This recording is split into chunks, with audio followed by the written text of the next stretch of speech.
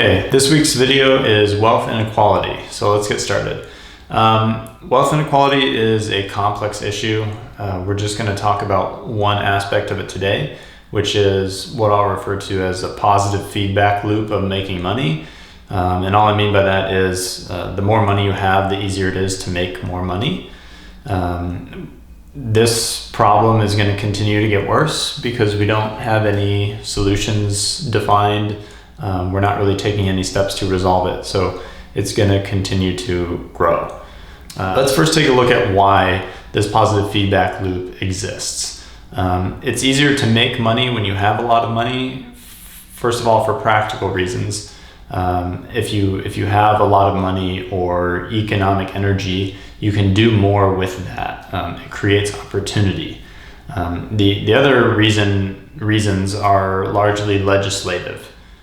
A government that properly thinks through this issue wants their citizens to have methods to create a secure financial future for themselves. And the reason that is because if they have a bunch of citizens that can't care for themselves financially or otherwise, then the government is going to then have the burden to take care of them. So they'd much rather those people take care of themselves. And one of the ways to do that, and the obvious example is in retirement, because once you reach a certain age, you can't work anymore for practical reasons. And so you need a way to financially support yourself. And so that's where, having a retirement fund, 401k, or other retirement vehicles come in. So the government wants citizens to be able to take care of themselves so that the government doesn't have to do that. Money and power are very closely related. Money is a type of power. It's an economic power. And legislation is disproportionately controlled by those with more power. So it makes sense that we get a system that favors those with more money. And these systems become more complex over time because as time goes on, new things are introduced and we tend to add on to the system. And so over time you get this really complex financial system. And complex systems tend to impede social mobility. You can probably think of a lot of examples where this is true. Where things become really complicated and you need to, say, hire someone to handle it for you, maybe in the form of a lawyer. So if you have enough money to afford a lawyer, they'll help you navigate that complex system, whereas those who aren't able to hire a lawyer, they're going to be a non-starter. They're not even going to be able to navigate the system, so they're not going to be able to get where they're trying to go. I read an article recently about wealth inequality, and one of their proposed solutions was addressing the issue of financial literacy, which I think is a great idea. That's a way to combat this complex system because when people have a better understanding of the game they're playing, they're able to perform better at that game. I want to take a minute to talk about zero and positive sum games. A zero-sum game is where the sum of the total energy in a system doesn't really increase. And a positive-sum game is where it is increasing. If we go back in history and we look at, most of history, we were playing a zero-sum game. So there wasn't really a big growth in economic activity. People didn't really have a lot of social mobility. And under these systems, think, say, a monarchy, those with money or power tended to control everything and take a disproportionate amount of the resources while doing less work. And conversely, a positive sum game, the world kind of changed after the Industrial Revolution and the growth of technology because we were able to produce so much more quickly. It improved the quality of living for everyone, not just those at the top. And so after having lived in a positive sum game for some time, you see the lower class, the middle class, and the upper class all rising in quality of life over the last couple hundred years. When we think about investing, however, this is more of a zero-sum game because you're just moving money into and out of accounts. You're not really producing anything that increases the total economic energy of the system. Recently, there were a bunch of hedge funds that were shorting stocks, betting that they would go down.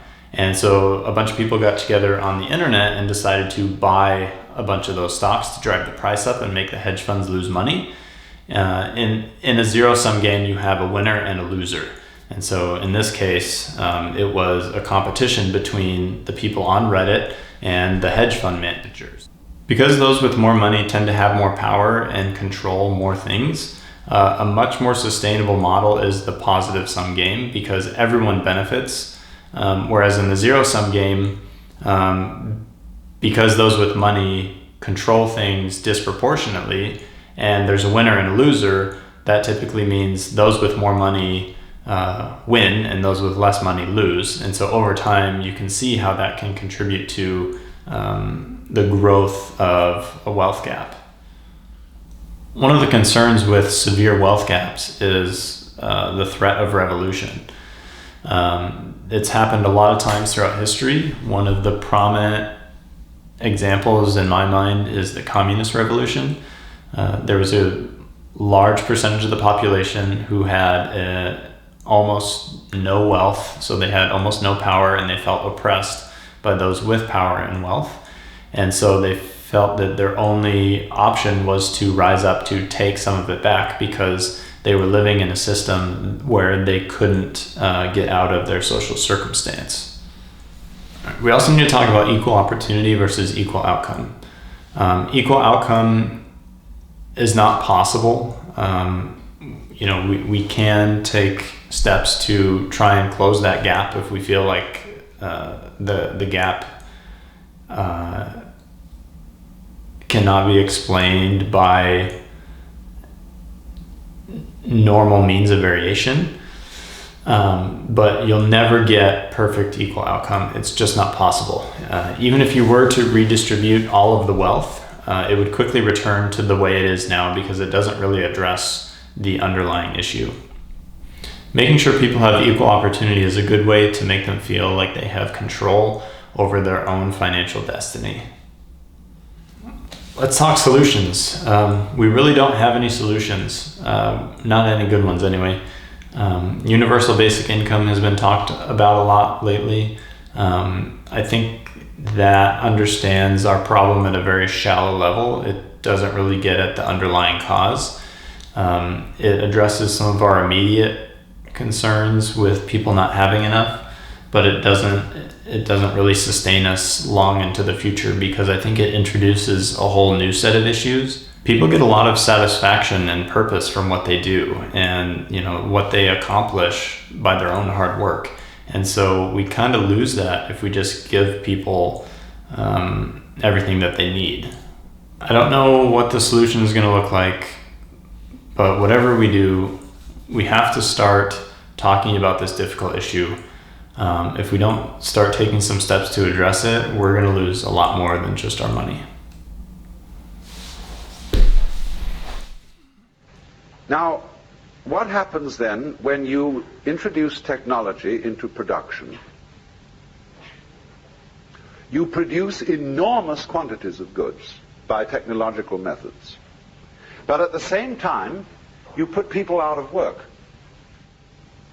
So then if a given manufacturer automates his plant and dismisses his labor force, and they have to operate on a very much diminished income, say some sort of dole,